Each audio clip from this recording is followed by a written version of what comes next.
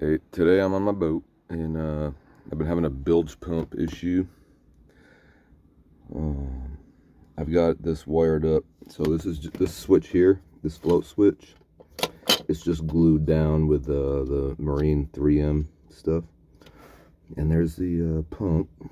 This boat didn't originally have one, so I installed all this a couple years ago, 2-3 years ago.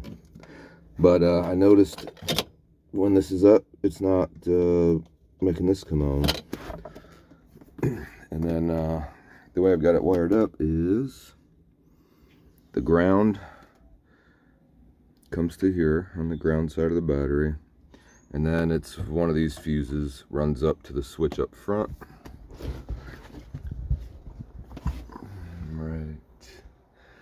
Right there, this switch. So in is off, out is on. And what I've done is, well, I did use a power probe, which most people probably don't have. But this will tell you if you got a ground, it'll light green, say 0. If you got power, it'll light red. And tell you how much voltage there is. And you hook, here's one lead, and here's the other one.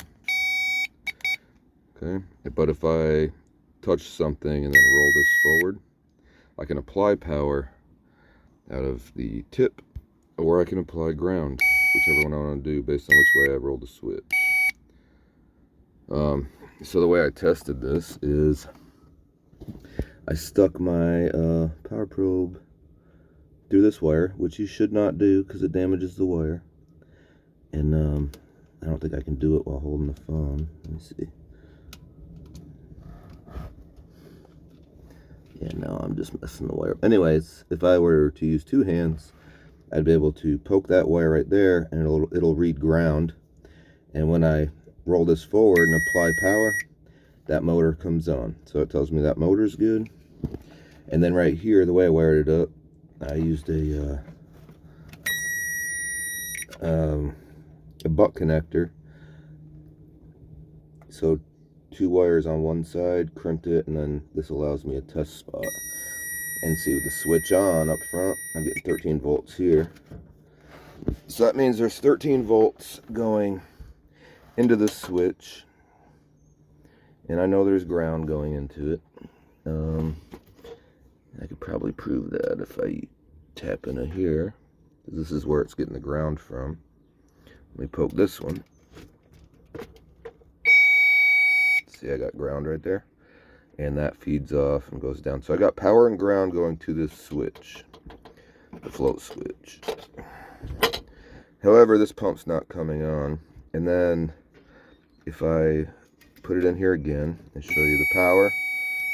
Actually, why is that ground now? Is it this one?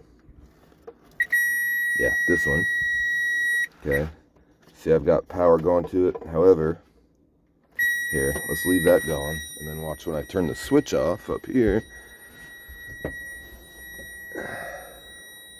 You hear the tone goes away? So this switch is good. The motor is good. The battery's good. The wiring's good. I have a bad float switch right here. So I guess I need to snap this one off and rewire a new switch in. You could do this same thing with a voltmeter. So if you only have a voltmeter, just instead of well,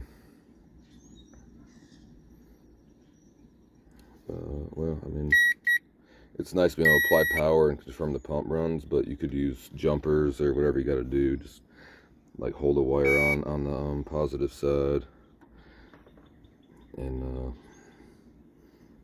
I don't know, try to I don't know. I mean, this thing, it was 160 bucks or so. A long time ago I got this. It was actually my second one too. This is handy. It's really good on cars, checking fuel pumps and everything. Power probe comes with this whole kit here. And you got the little, you can tap into wires with this. It's got a little point on it. And you plug this into the end of the power probe instead of one of these. You can also power it from your cigarette lighter. And then this version of it comes with this thing, and what this does is you tap into wires using these, and this will send a signal through the wire, and then you use this thing right here. This is a little antenna, and you can follow it under carpeting and through the whole car, and it'll beep. It'll give a tone until you come across a broken wire, and beyond there it'll stop beeping, and then you know that's where the problem is. It's a pretty cool, useful thing. These, I guess, are for checking like headlights, but headlight sockets or light sockets in general. I've never used these though. I don't even remember what these are. I've used them. That one's broke. That one's broke too. I don't remember what these were. But this thing, when you roll this forward, it's applying whatever voltage the battery has out the tip right here. Or it'll read it. So I can read the voltage,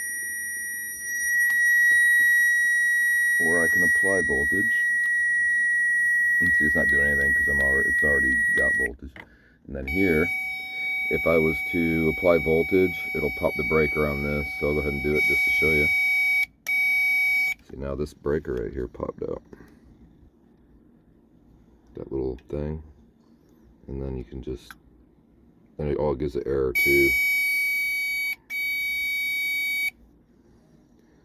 I guess C8 is the error for short. So if you were to test something and it shorted, you'd know that. Well, I guess you'd know it was shorted. Click that in and it'll be right back there. Very useful, because you can apply ground or power. Power is coming out, ground's coming out. Let's see if there's something I don't even know. Well, no, there's no electric fuel pump.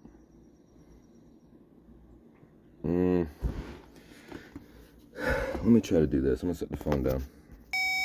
Okay, I've managed to probe that wire, and now I'm gonna apply power, and you'll hear the pump run. Wait, let me turn the tone off, because I can do that. You click that black button right here. So, alright, listen for the pump.